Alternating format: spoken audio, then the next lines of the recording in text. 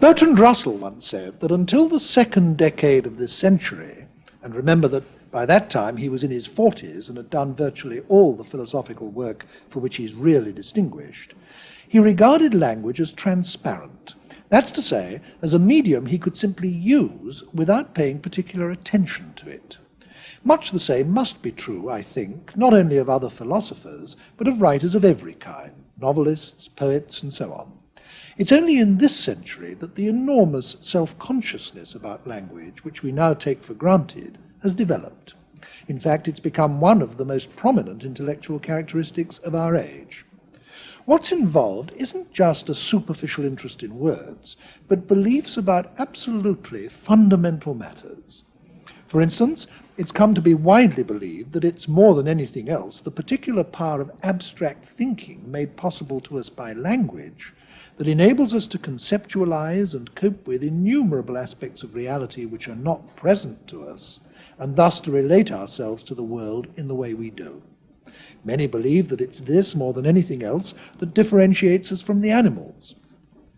And for all these reasons, many believe that it's through the acquisition of a language that we become selves. If many of these things are true, then language is fundamental to our humanity and our individuality in ways that were not dreamt of till comparatively recently. And this, I think, is the underlying reason why philosophers have newly come to take such a powerful and indeed passionate interest in language. A philosopher of language who has made a reputation on both sides of the Atlantic is the American John Searle. He first studied philosophy at Oxford, where he arrived as a Rhodes Scholar in the early 1950s, and he taught at Oxford for some years before returning to the United States. His book, called Speech Acts, published in 1969, is something of a recent classic. He's now Professor of Philosophy at the University of California in Berkeley. Professor Searle, there's one thing which I think we must get straight right at the beginning. I've been talking about the philosophy of language, but there is another phrase, linguistic philosophy or linguistic analysis, which means something quite different. And this could be very confusing to our viewers unless we make the distinction clear at the outset. Yes, well, it can be made very simply. Linguistic philosophy and linguistic analysis are names of techniques or methods for solving philosophical problems. The philosophy of language is not the name of a technique, but the name of a subject matter, branch of philosophy. I'll give you a couple of examples. The linguistic philosopher believes that you can solve certain traditional problems, such as problems about skepticism, by examining the ordinary use of words such as know. You examine the use of words. No, K-N-O-W. K-N-O-W. Yes. Words, verbs like know, believe, suppose, guess.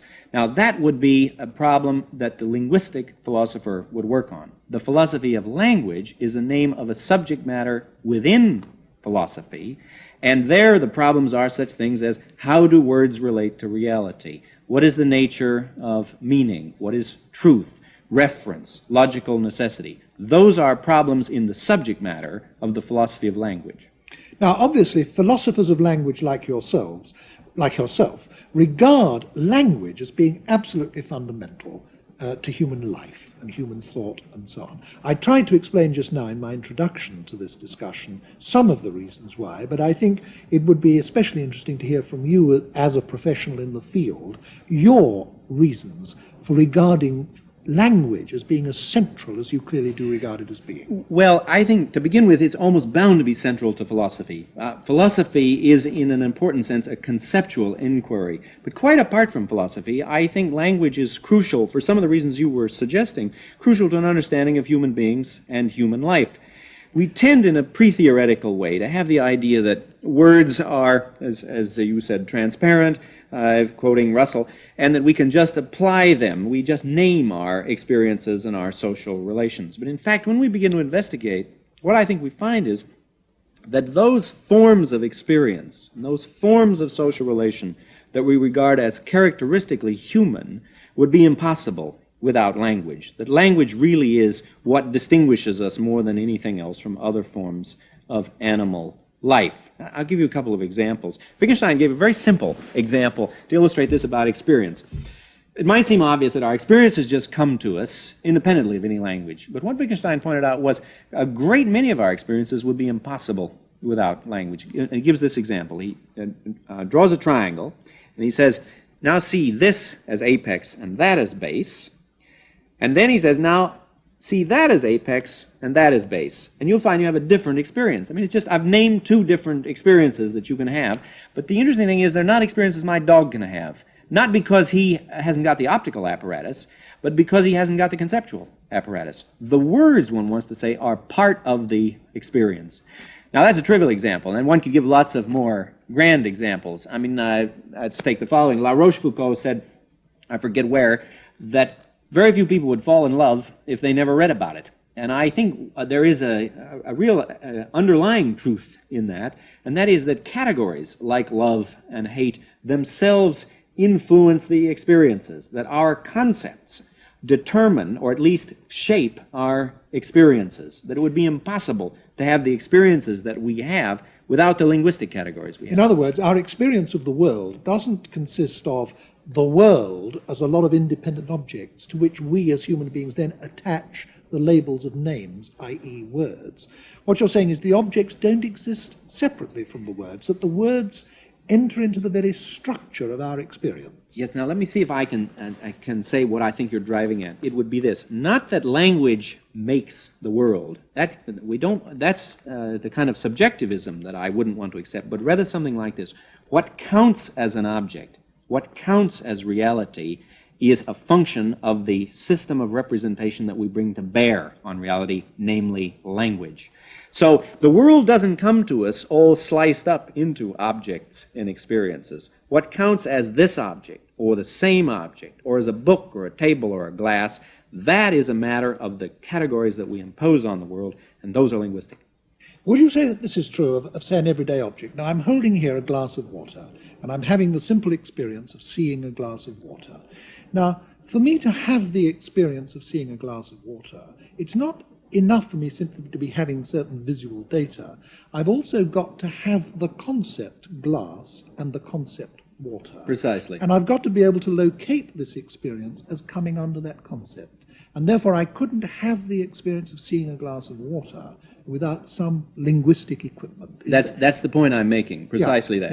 Yeah. And therefore the language that we have helps to create the very categories in which we experience the world, the very categories in which we see objects, has language built into them. This is what you're saying. Precisely that. Yes. Therefore, by investigations in the philosophy of language, we are investigating the very structure of experience. Yes, yes. And the structure of whole ways of life and ways of viewing the world and so on. And indeed, that was one of Wittgenstein's great themes, was the idea that a language is a form of life, and that we should think of language as interpenetrating with our life, not as something that stands outside it and pictures it, as he once thought.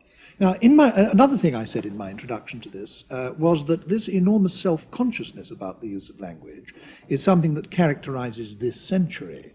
It's very striking that something very similar is true of the arts as well. For example, in this century, an enormous amount of poetry has been written about the writing of poetry, or about how difficult it is to be a poet. We have filmmakers making films about the making of a film. And it's true of plays, and painting has, so to speak, exhibited its own techniques. Even musical composition exhibits its own techniques. Art has become its own subject matter. The medium has itself become the object of attention. Now, there's an obvious parallel there with what has happened with language in philosophy. Do you think that these developments are all interconnected, or do you think it's sheer coincidence? Well, it surely is not sheer coincidence. I mean, I think there are certain features of the 20th century mode of sensibility that makes language seem immensely problematic to us.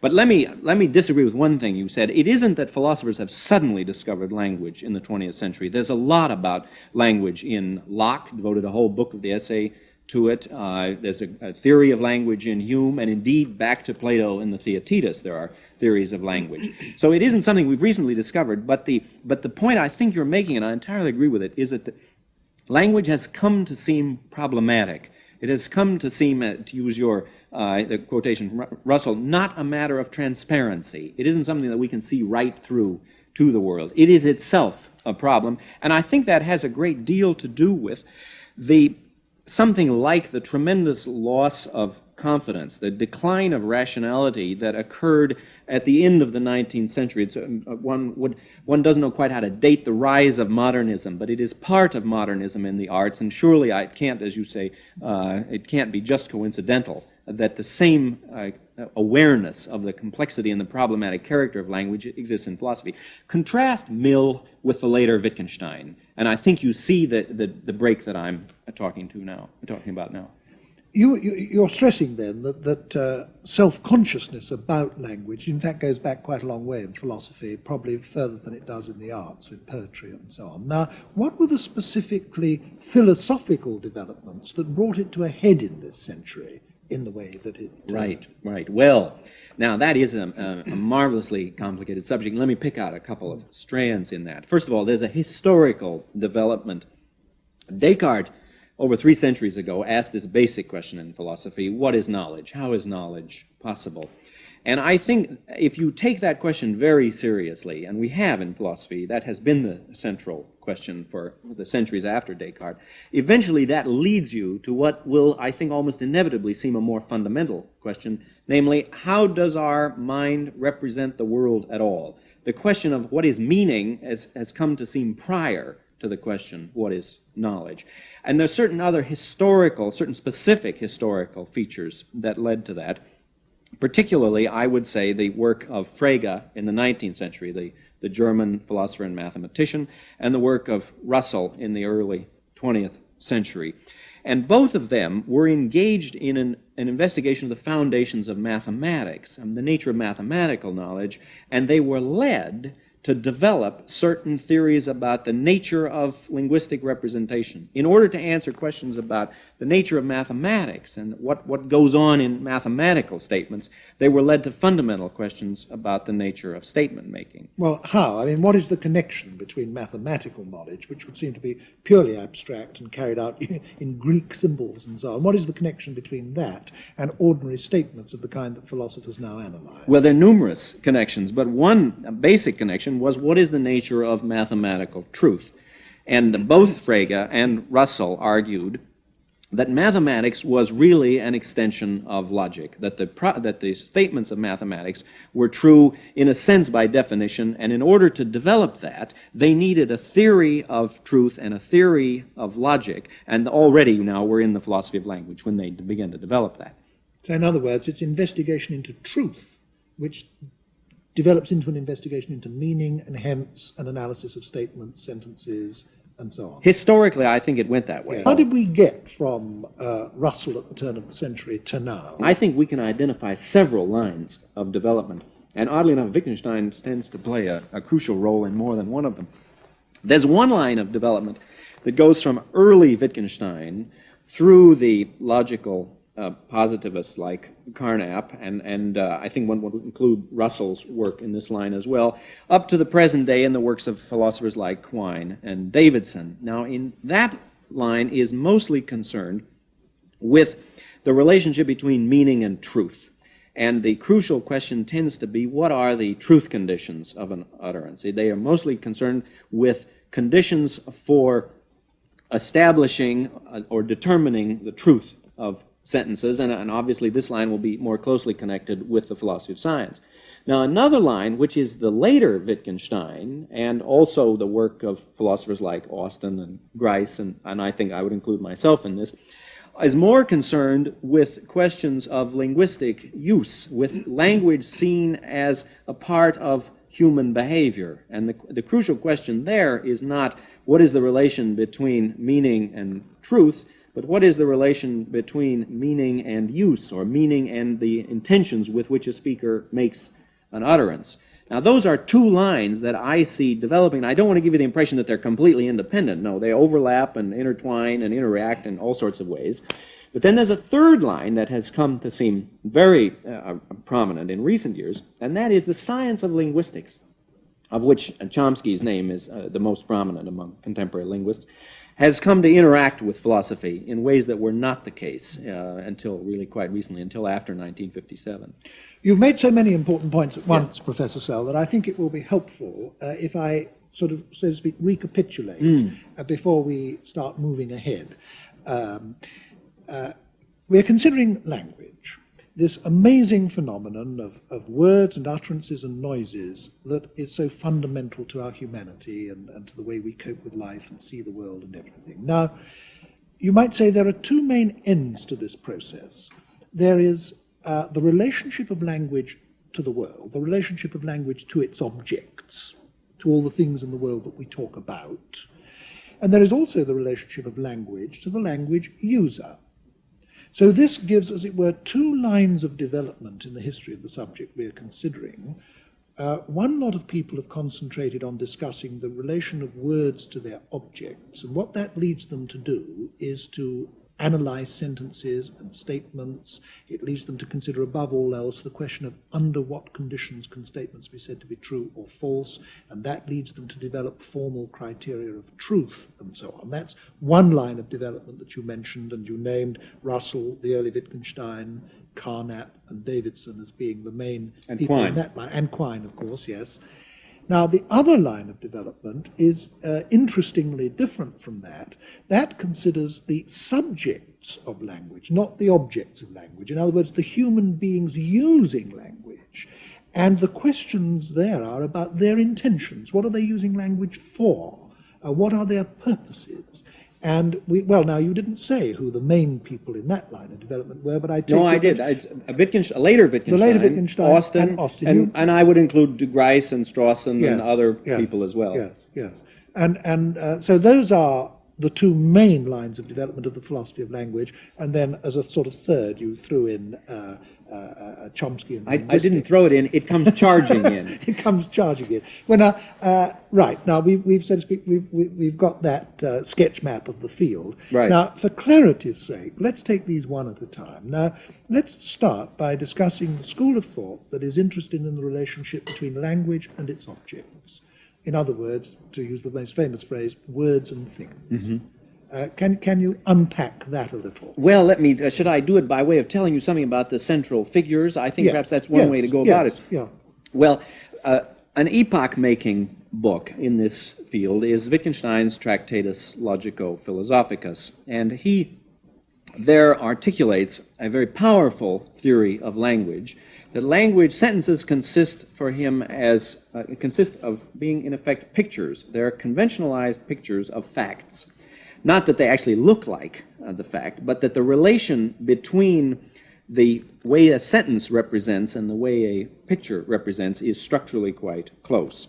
And then this picture theory of meaning, as it was called, formed the basis of his theory of language. Now, he came to reject that later, but that had a powerful influence. His book, The Tractatus, had a powerful influence on a school of philosophers who were known as the logical positivists, and their center was in Vienna between the wars. And they, I think, at least partly misunderstanding Wittgenstein, took the question of verification. How do we verify a proposition as the central question in meaning? And their slogan was called the verification principle. And the question that they asked, the crucial question, was, in order to know what a sentence means, what must we do to find out whether or not it's true? This was one way of putting the claim that the meaning of a statement is its method of verification. And they accepted the idea that all statements are either analytic or synthetic. The leading figure in this group, and perhaps the leading figure, is Carnap. And Carnap, though his views changed a great deal over the years, I think is primarily famous for this conception of language. That is, that language consists in statements, it primarily consists in statements that are true or false, and that their meaning is intimately connected with their method of verification in such a way that we can define meaning in terms of verification. Now then, when we get to more recent times, when we get to Quine is most famous. His single most famous work was an attack on the distinction between on the analytic synthetic distinction. That is, he attacks the idea that we can make a clear distinction between that truth which is in virtue of meaning and that which is in virtue of matters of fact. And this then led in his more recent work to what I can only describe as a general rejection of the notion of meaning. Quine adopts a behavioristic conception of language. He sees us as beings who are bombarded by stimuli, verbal and otherwise, and then we make verbal responses. And all there really amounts to meaning is our dispositions to respond verbally. There isn't, in addition to these dispositions to verbal responses, anything called meanings going through our mind. So Quine's behaviorism is closely connected with his empiricism, but ironically, it led him to reject what had seemed one of the foundation stones of an earlier generation of empiricists, namely the distinction between analytic and synthetic proposition. His famous article is called Two Dogmas of Empiricism. Am I going too fast through these, or No. Right, no. Shall I go on to Davidson then? Yes, Davidson is the one person you mentioned that you haven't taken up. Now, Davidson, incidentally, is remarkably influential in England, and indeed, I would say more influential in England than he is in his home country, but with perhaps a very good reason. He's certainly a very powerful philosopher. Davidson argues that there is a more intimate connection between meaning and truth than previous philosophers have been aware of, or at least have made explicit, and that is this. If we wanted a theory of meaning for a language, the way to get that theory of meaning would be to get a set of principles which would enable us to deduce for any sentence of the language under what conditions it was true. So that for Davidson, a theory of truth really is a theory of meaning. There isn't any gulf between meaning and truth there, in that once we've got a theory that makes clear what are the truth conditions of sentences, that is already a theory of meaning of the sentences of the language. Well, I don't think we'll go any further into the work of each of these individuals, Professor Searle. I think we ought to move on now to the second of the main lines of development that you mentioned, and that is the line of development that's concerned with the intentions of speech users. Now, the central notion here is the notion of a speech act, isn't it? Which is indeed the title of your famous book. The idea is that sentences don't just kind of exist in limbo. They don't exist all by themselves, autonomously in the universe. They are generated by human beings, and they are always generated in actual situations, and they're always generated for a purpose, in order to do something. And the idea is, isn't it, that you can only understand meaning if you understand the intentions of the language user. What is he doing when he utters something? Would you take it up? Yes, well, let there? me go on with that. In the tradition that we're now talking about, it isn't that there is a rejection of the question, what is the relation between language and the world? Rather, that question is put in a larger context. The question now becomes, well, what sort of behavior is linguistic behavior? And then the way that that is answered is in such a fashion as to try to explain how the speaker's intentions, how his rule-governed intentional behavior relates language to the world. So the question, how does language relate to reality, which I think is one of the fundamental questions, perhaps the fundamental question in the philosophy of language, is assimilated to what I think is the larger question, and that is, what is it about human beings that enables them to, as you said earlier, make these noises that have such remarkable consequences? Among them is the consequence that they do relate to reality. Look, for me in this tradition, the fundamental question is, how is it that we get from the noises that come out of my mouth to all these semantic properties that we attribute them? I mean, after all, from a physical point of view, the noises that come out of my mouth are fairly trivial stuff. I mean, my jaw flaps open and I make this racket and out it comes. And in linguistics textbooks, there's all this ridiculous stuff in my throat and mouth that enables me to do that. But physically, it's all rather trivial. And yet the most remarkable things occur. We say that chap made a statement or asked a question or gave a command or an order or an explanation, that what he said was true or false or interesting or boring or uninteresting. I mean, we attribute all these remarkable properties to it, and one set of those properties are those that relate it to the world. Now, the basic idea behind this second approach is that the way that language relates to the world is a matter of how people do that relating. And the basic term of that, at least in the tradition as I see it, is, as you said, the notion of a speech act. When people do communicate with each other, whether in words or in writing.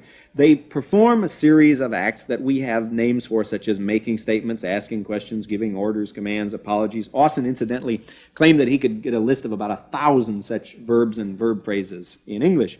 Now, that is the alternative tradition, and I should say Wittgenstein's enormously important role in developing that, the later Wittgenstein. And it would be misleading if I said that he would agree with everything that I have said, and I think there's a basic point of disagreement. Wittgenstein, though he was really the person who gave this direction to the philosophy of language, the idea of looking at language as a form of human behavior and language as a form of life, nonetheless, he resisted making general theories of language. He thought any kind of general theorizing was almost bound to lead to distortion and falsehood when we were doing philosophy. So though I regard myself as at least in part inspired by the work of Wittgenstein, I think he would reject the theoretical bent that I personally try to pursue and that Austin, I think, was pursuing. I was going to say, the other really big figure in this tradition, apart from Wittgenstein, the later Wittgenstein, is J.L. Austin, now alas dead. He died rather young, an Oxford philosopher. And indeed, you were a pupil of, yes, I was indeed, of Austin's, yes. weren't you? Can you say just he invented the term speech act? He didn't quite invent the term. It did exist in certain structural linguists such as Bloomfield in the 1930s, but in its modern meaning, it is Austin's invention, and he arrived at it by quite an interesting route. Before Austin, the primary concern of philosophers of language had been with those utterances that are true or false. And indeed, as I was saying earlier, verification loomed large, and there were such questions as whether or not propositions that weren't verifiable could even be said to be meaningful, the logical positivists arguing that they couldn't. Now, Austin made an interesting observation. He observed that there are lots of utterances that don't set out to be true or false. He gave the following example. He said, in a wedding ceremony, and when the preacher says, "Do you take this woman to be your lawful wedded wife?" and the chap who says, "I do," according to Austin, is not describing a marriage ceremony. He's indulging in one. That is, his utterance isn't meant to be a description, true or false, of anything. He's performing an action. And Austin then observed a whole class of these utterances. When I say, "I promise," or "I bet," or "I apologize," or "thanks," or "I congratulate you," these he called performatives. And he then made a distinction between these cases where saying something is doing something, where uttering these phrases, these ritual phrases, is doing something, and he contrasted these so-called performatives with what he called constatives, those utterances that did set out to be true or false. But then the theory underwent an interesting sea change. He discovered that he couldn't make the distinction between performative really quite precise. The constative class was supposed to be sayings, and the performative class was supposed to be doings. But what he discovered is that, of course, that saying is a kind of doing as well. And that then led to his what he called the general theory of speech acts, where all of our utterances are seen as speech acts. And in my own work, I have come to the conclusion that the basic unit of meaning, if I may so speak, is the speech act. That what we are looking for when we ask such things as, what did he mean by that, is precisely into those intentions with which his utterance was performed. That is to say, what kind of speech act was he performing? Statement, question, command, and so on. And then within the speech act, we'll need to distinguish between the kind of speech act it is, whether or not it's a statement or a question or an order, and on the one hand, and what its content is. I can both predict that you will leave the room and order you to leave the room, or ask whether you will leave the room. Now, in some sense, I want to say all of those have the same content, though they have what Austin called different force. And he had a label for this. He called those illocutionary acts, that is, the basic speech acts where we're saying something and saying it as a statement or question or command, as contrasted with those of our utterances that we can describe in terms of the effects they produce on people, whether or not I convince you or amuse you or bore you or annoy you. Those he called perlocutionary acts. Now, I think that bit of his taxonomy enables us to see that our quarry here, the target of our investigation, is the illocutionary act, that large class that includes making statements, asking questions, giving commands, apologies, thanks, congratulations, and so on. And there, it seems to me, if we investigate those, and here Austin unfortunately didn't live long enough really to do this investigation, but I've been working on it and other people have tried to work on it. And there the crucial question is, what is the structure of the illocutionary act? And that is that's the form, and I think this is a derivative from Austin, that is the form in which the question I was asking earlier has really come to take shape. And that is, if we ask that, what I said was the question, how do we get from the physics to the semantics? That then is translated into the question, how do we get from the utterance to the illocutionary act? So I think you can see a line of development there from Austin. But again, I want to emphasize that Wittgenstein wasn't like that. He did inspire much of this, but he would have thought that to do it in this theoretical way was almost invariably, almost bound to distort the immense complexity and subtlety of language. Now, you yourself have, as it were, taken up this work of Austin's, and you're developing it further. It's already several years since your book Speech Acts was produced. What are you working on now? Well, I'm trying to carry this investigation into the next stage. If we really take seriously the idea that speaking a language is engaging in a form of behavior, then we're led to ask, well, in what sense of behavior exactly? And what is it about action that seems so crucial here? And this ties in with what, to me, are the two central questions in contemporary philosophy. And I think, in a way, they come together. The two questions are, how does language relate to reality, which all philosophers of language are concerned with in one way or another? And the second is, what is the nature of human action? What is it to perform an action? What is it to explain an action? Why is it that the methods of science have not given us the kind of results in the study of human behavior that they've been able to give us elsewhere? Or to put that part more pointedly, why have so much of the social sciences seem to be a bore and unproductive? Now, the way those two questions come together, or two families of questions come together, I want to say, is in the notion of what philosophers call intentionality. Now, intentionality was a term introduced by Brentano, and it is itself a medieval term, and at least the way I use it, the feature that certain mental states have of being directed at objects and states of affairs in the world is what I call and what following this tradition I call their intentionality. If we think of our beliefs and fears and hopes and desires, they're all, in this sense, intentional. If you believe, you must believe that such and such is the case. Or if you fear, you must fear something. Whereas for pains and tickles and itches, they aren't in that way directed. They are, so to speak, independent. They're not directed at objects and states of affairs in the world. Now, the way that this notion of intentionality ties in with the philosophy of language is this. The question that we've been posing, and incidentally in philosophy, the way you pose the question is half the battle. If you can get your question phrased exactly right, you're well on the way to a solution. The way I want to now repose that question is this.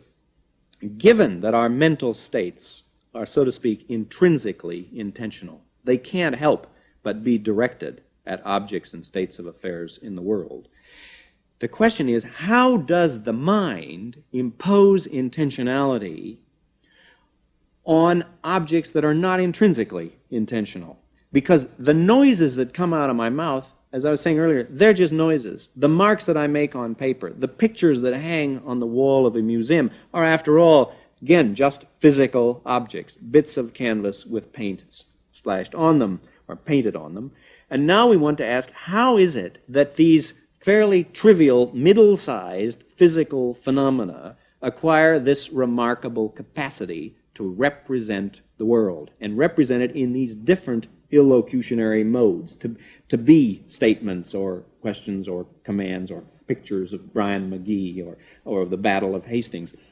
And that, I think, is the point at which the theory of language and the theory of action come together in this problem of intentionality. So you get a kind of double prong with the theory of speech acts. On the one hand, by seeing language as action, by seeing speaking as a form of human behavior, I think you get a deeper insight into language. You see how, and to use a Wittgensteinian metaphor, it meshes with the rest of our behavior. But now, by taking this representative feature, this intentionality of language, back into your theory of action, you also see how actions themselves have a kind of intentionality. In the sense in which language is meaningful, it isn't such a move to say that actions can also be meaningful, that our intentions are a kind of representation of what we're going to do. Now, let me say, having said that, that I'm not going back to argue for the ghost in the machine or saying that there are all these mysterious mental events occurring in this queer mental medium. I'm not going back to Descartes. I think it's a big mistake to suppose that the logical features of intentionality, that is, how it is that the mind can represent the world, either in our mental states, beliefs, hopes, fears, and so on, or perceptions, or in our representations of the public kind, in language, it's a big mistake to suppose that those questions have to be the same as Descartes' questions, namely, well, what's going on in my mind? What is there some queer mental event occurring in my soul when I speak? So I want to separate the Cartesian questions, the questions about the nature of consciousness, from what I take to be what to me is the basic question about intentionality, namely, how do mental states represent, and how do they have this remarkable capacity to make objects represent? I mean, look at it this way. How can mere things represent? How can a mere object or noise stand for something in the world? So my current research, which is really going a step back from speech acts and into more basic primitive questions. Speech acts ask the question, how does language represent the world? Now I'm concerned with the question, how does anything represent anything? And that, I think, is the question about intentionality. We've left one loose end in this discussion, Professor Searle, which I want to take up and tie up before we bring the program to an end.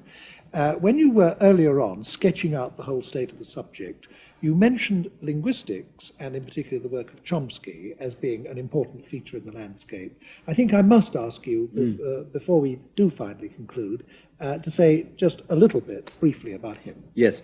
Well, of course, Chomsky, I think it's no exaggeration to say, produced a revolution in linguistics. What he did was take syntax as central to language. Now, that wasn't just the revolution. That had been done before him, but he took it in a particular way. He asked the question, how can we get a finite set of rules that will generate all and only the sentences of a language? And then he showed that these rules had to have certain very special logical features. But the impact that this has had on philosophy is quite interesting, and it's in different realms that it's had. One obvious thing is that it's given us new syntactical tools to do studies of language. I mean, in my own case, for example, I use some of Chomsky's apparatus to try to show how different speech acts are realized in different syntactical forms in English, and I think one could do similar studies for other languages. But more importantly, I think in Chomsky, he was led to the following conclusion. What the syntax that he came up with was extremely abstract and complicated. And that raised the question, how can little kids learn that? I mean, you can't teach a small child axiomatic set theory. Chomsky showed that English is much more complicated than axiomatic set theory. How is it that little kids can learn that? And his answer was quite interesting. What he said was, in a sense, they already know it. It's a mistake to suppose that the mind is a blank tablet. What happens is that the form of all natural human languages is programmed into the child's mind at birth. I mean, in his strongest moments, Chomsky says, that the child has a perfect knowledge of universal grammar at birth, and then his exposure to language just triggers this antecedent knowledge, and it's realized in the different natural human languages. Now, there used to be a traditional objection to this idea of a universal grammar. People would say, but languages are so different. English is so different from Chinese.